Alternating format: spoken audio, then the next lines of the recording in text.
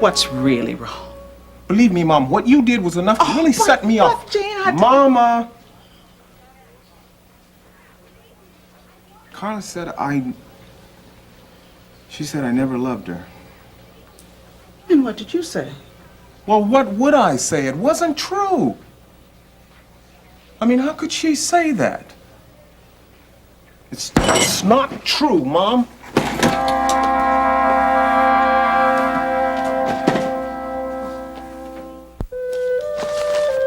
Russ, what am I gonna do?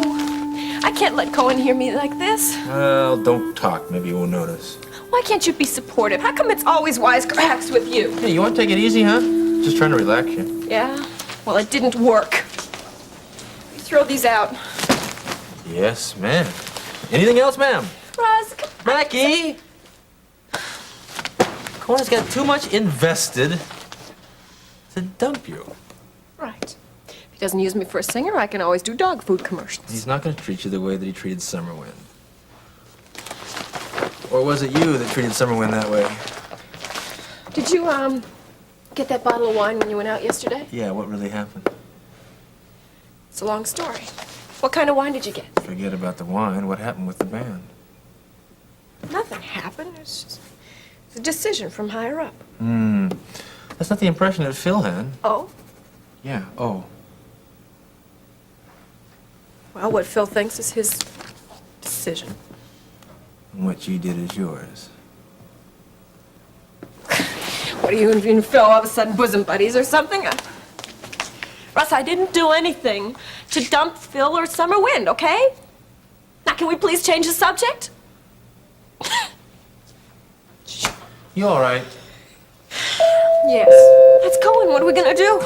Well, for starters, you can relax. Hi! Becky, ready to make magic, baby? Hey, listen, Dave, how would you like a glass of wine there? Great, throw a little soda in that for me. How's your voice, Angel? Are you hungry? I'm sure Becky can make you something. How about making me happy? Tell me your voice is okay. It's fine. Very funny. Notice how I'm not laughing. I'm sorry. You said you went to a doctor. She did. She's much better. This is better? She sounds like Joe Cocker with a head cold. Come on now, Dave.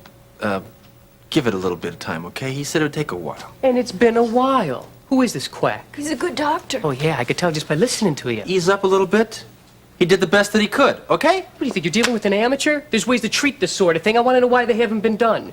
Who is this so-called doctor? Where can I find him?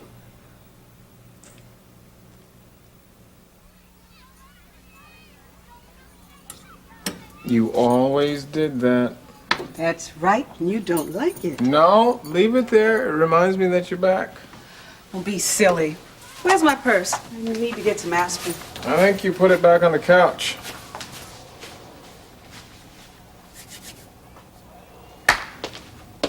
Are you all right? Yeah, just a little headache. Oh, Carla, how can you do that? Expediency. Come on, why don't you let me rub your back? No, I don't think Come so. on, it's always worked before. Come on. Just for a minute. I mean, now who could do this better than me anyway, huh? Hey, Carla, you did miss us, didn't you? I came back. For Jimmy. What about me? You're my husband. That doesn't have to mean anything. Not if you don't want it to, anyway. Well, maybe I came back just to see if it did. So have you? I don't know. I know what it used to mean. And I also know because of who I am now, it could never mean that again. Which is? You as the dominant patriarch with the final word on every matter. Yeah, I know I've made a lot of mistakes before, but you knew when you left that life wasn't going to be easy. You knew that you were going to have to play a lot of dives and take a lot of risks just for that 1 in a million chance that you'd make it. Now, knowing that it would be dehumanizing, demoralizing, demeaning, I mean, was it better than the life that we had together? Yes. Why? Because I couldn't stand my doubts anymore. Jean, wanting that chance was the only gift that I thought you would understand. You never tried to give me any other one, Oh, Carla. yes, I did many times. When I'm in front of an audience, I feel their attention. I feel their acceptance. It's all for me. I feel their love.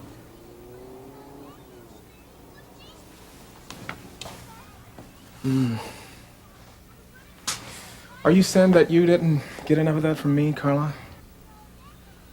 That's something I never got enough of anywhere.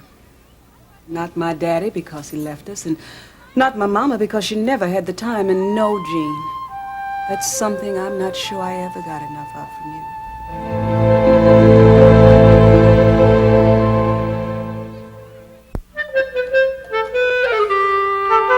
Who's Franklin? I asked you to mail it for me, not read it. I'll do it myself. I didn't mean to pry. It's just a boyfriend. Well, I think it's very nice that you keep in touch. You must be very special. Yeah. Well, I would like to mail it for you. He's the only guy I ever knew that wasn't a goon. Here. Does he ever write you back? Yeah, he did once. Well, he's real busy. Oh, I'm sure. Actually, he's the only boyfriend I ever had. I bet you had a lot. Oh, I don't know. I guess a few. Most of the boys I knew were goons, too. Yeah? Yeah, I remember this one guy who asked me out to lunch. Well, first he asked me to drive. And then, in the middle of the meal, he asked me if I had enough money to pay for myself. Sounds like a real winner. What'd you do? I excused myself and went to the ladies' room and went home. Way to go! You know, maybe you'd have more success with boys if you were a little... Oh, if you just fixed yourself up a little more. There's nothing wrong with me. Well, no, I didn't mean... I know what you mean. You mean I'm not pretty enough for boys to take a second look at. No, Jill, I think you're very pretty. Don't talk to me like that. That's the same tone you used when you brought me home from the hospital, and I don't need anyone to feel sorry for me. Jill, you just expressed a concern, and I thought I could help you. What concern? That you didn't have any boyfriends. I didn't say that. Well, not directly, but Jill, it obviously upsets you. I'm glad I don't have any boyfriends. They only want one thing anyway. I bet you don't think it goes like that, though. I meet Mr. Right, I hold hands with Mr. Right, I marry Mr. Right, and there when we move to AOKville and we raise little Ronnie and Ramona Wright. Well, that's a crock, Mrs. Cummings. You did it that way, and it's a crock. Let me tell you. And I like me the way I am. Jill, we accept you the way you are, and so does the Lord. Well, he's the big test, isn't he? Well, I'm glad I passed that one. Does he accept the way you are, or do you have to put on your makeup and do your hair first? Jill, you know that's not important. I do, but you don't. You're all surface and glamour and about as real as a homecoming queen smile. You know, you are the homecoming queen. Jill, what are you afraid of? Are you afraid that if you stop playing Jimmy Cagney and try to become the homecoming queen that you won't be able to do it? That's what you really want, isn't it? Drop dead.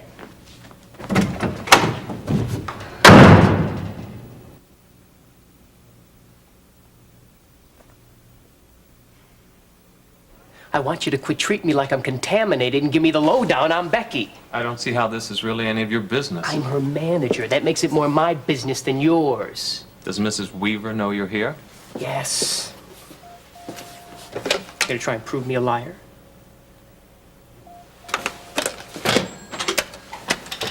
That won't be necessary. I examined the patient yesterday. She has some minor throat irritation. I prescribed an antiseptic. Rinse and rest. Do they take throat cultures in this part of the country? All negative. Go on. That's it. The girl sounds like she's had her tonsils ripped out. And she'll continue to sound that way until she rests her voice. Why don't you recommend a specialist? Because I didn't feel one was needed. Yeah, well, I do. Fine, bring him in. He'll tell you the same thing I did. You've told me nothing. It's not a complicated case. You know, I don't think you understand how important this girl is to me. Contracts have been signed, dates have been set, studios have been rented, all this done, of course, on the small assumption that my singer would indeed be able to sing. When she couldn't, she came to you. All you did for her was make her breath smell better, tell her to take a nap.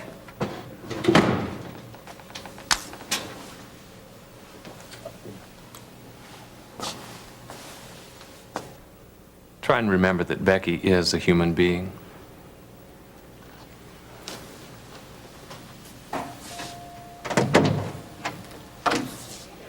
Good day, Mr. Cohen.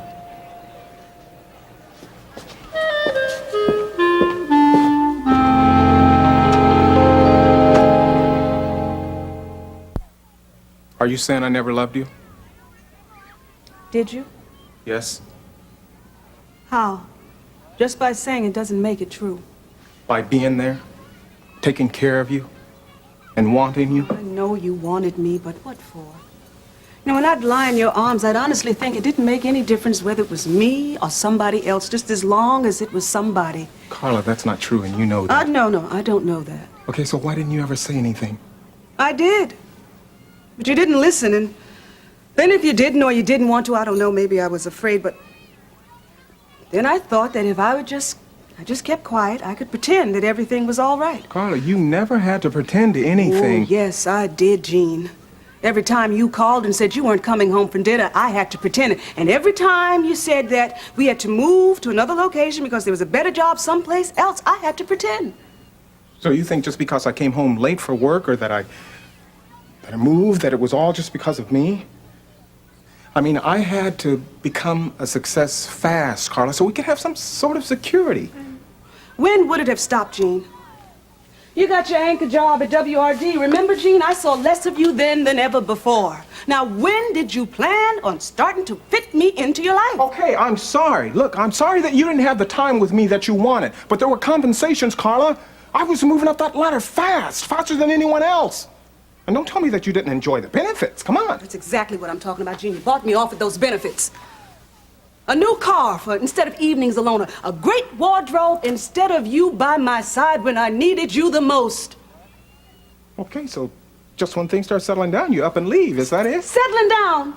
The week I left, you sent your resume tape to the affiliate in Chicago, and then it would have been L.A., and then New York. And I don't know. Maybe I could have handled that, but I knew that it wouldn't be enough for you when you got there. And I couldn't bear the thought of you turning around and seeing that I wasn't what you wanted either. Oh, Carla, come on. Now, you know that I would never...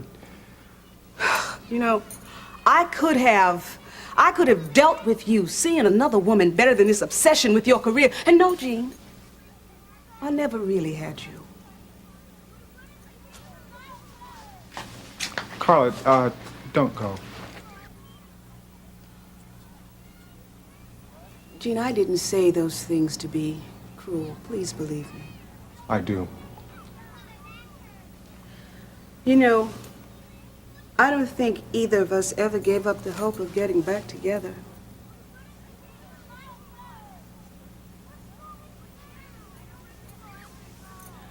I want to hold on to that dream, babe. But I can't if it means going back to the way things were.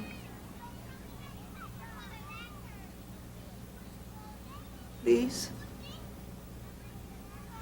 Don't make me do that.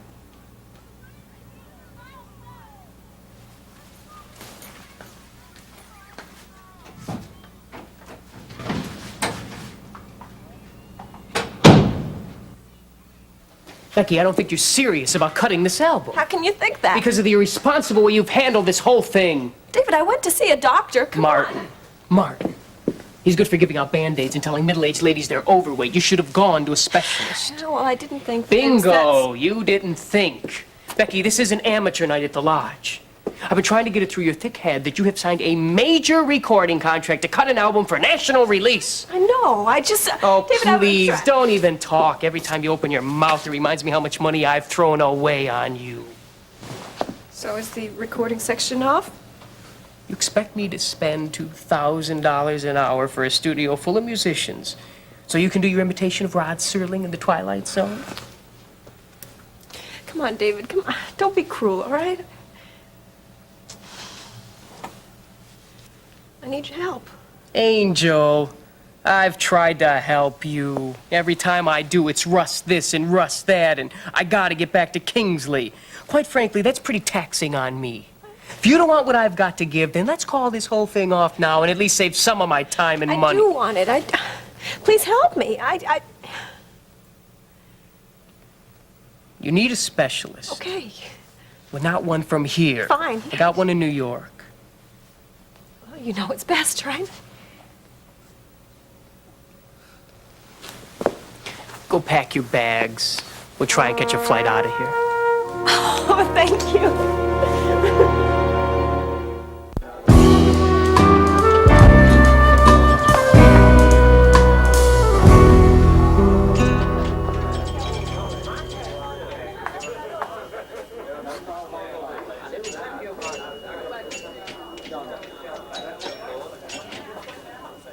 Hi.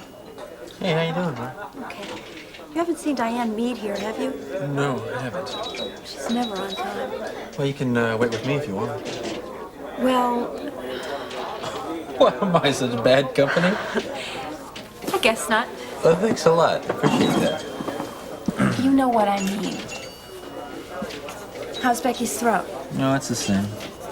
You mean the medicine that Ben prescribed didn't help? No, not so far. You know, Ben really scared her yesterday. Not intentionally, I hope. No, I don't think so. But you know how high-strung Becky is. If she were to come across somebody with the same name in the obituary, she'd probably run right out and shoot herself. You know, Ben didn't seem to think there was anything really wrong with her throat. Yeah, you should have heard Cohen on the subject of your husband's competency. Oh? Is this Cohen someone who would cause trouble? But he likes to think that he is. Look up the word intimidation in the dictionary, you find his name right next to it. I can just imagine how he made Becky feel. Yeah, not good. You know, I get the feeling that he treats all of his singers really badly. Whenever he puts his foot down, there's usually somebody standing underneath it. Why does Becky put up with all that? In her words, it's the business. You drop Summerwind, you know. Phil, too? Oh, especially Phil. I know that Phil had a thing for Becky, but I don't think that she ever really took him really seriously. At least that would have put a little distance between her and Cohen. Oh, come on, Russ. From the way you say that he treats her, there can't possibly be anything there. Oh, I'm sure dropping Summerwind was probably a pure professional move on his part. But it wasn't without personal motives either.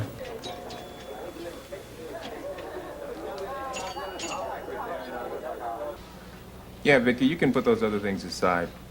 No, you can handle everything else now. Huh? Oh, I'm fine. I just don't think I'd be much use to anyone down there this afternoon. Okay, thanks. Bye.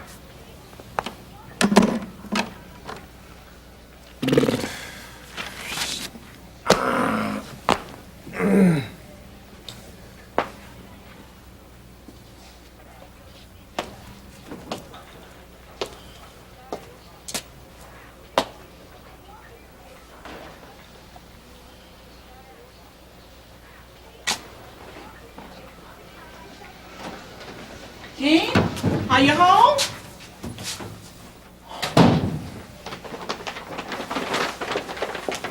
Oh, why didn't you answer me? You look awful. So how was the car, Mom? Oh, would you believe? It's all fixed. Ooh, that's real good news. Don't you use that tone with me. You don't believe any of it really happened, do you? Mom, you planned this whole afternoon and don't deny it. And don't try and convince me that you didn't know anything about Carla and I being alone for lunch. Oh, you got a suspicious mind, Gene. Oh, great. Well, what's that little verse in the Bible about be as wise as a serpent, yet innocent as a dove? If you and Carla ever get back together, it won't be by my hands, but by the Lord's. Oh, yeah, and you're the Lord's servant, right? Gotta give him a little help. Gene, what's really wrong? Believe me, Mom, what you did was enough to really set me off. Gene, Mama! Carla said she said I never loved her. And what did you say?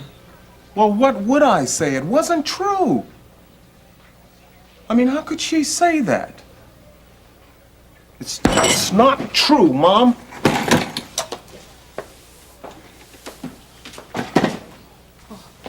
Becky would never let someone like Cohen come between you two.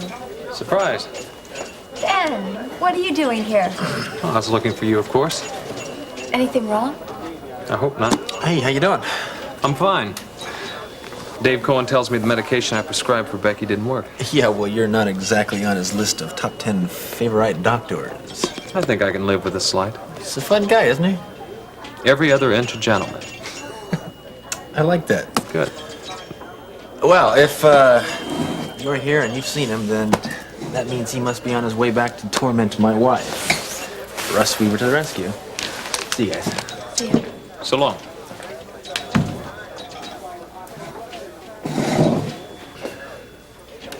I think we'll order later, thank you. There is something wrong, isn't there? I don't want to sound like a jealous husband or anything, but I think we need to talk about how much time you're spending with Russ.